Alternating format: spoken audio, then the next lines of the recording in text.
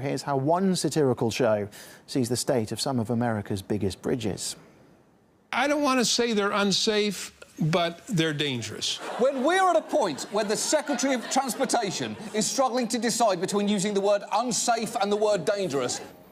So from a cracking concrete to metal fatigue, in DC alone, 14 bridges have been labelled decrepit and in poor condition. Our Washington correspondent Guy Chichikaun reports.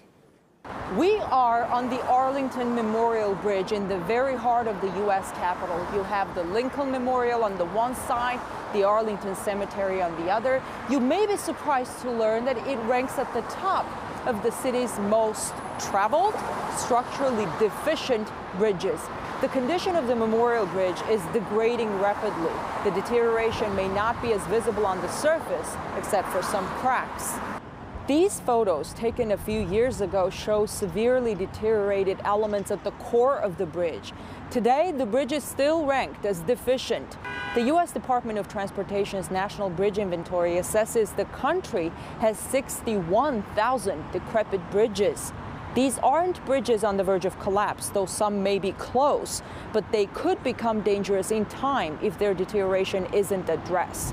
This winter in Maryland, chunks of concrete from the bottom of a bridge collapsed onto a woman's car.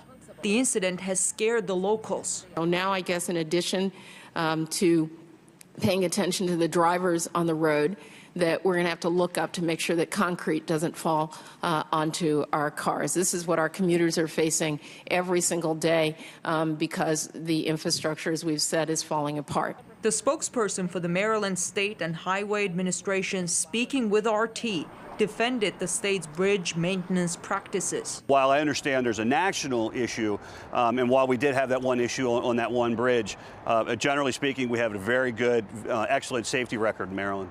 The Congress is not in a rush to act. The federal government, on average, provides half of the money states use for roads and bridges.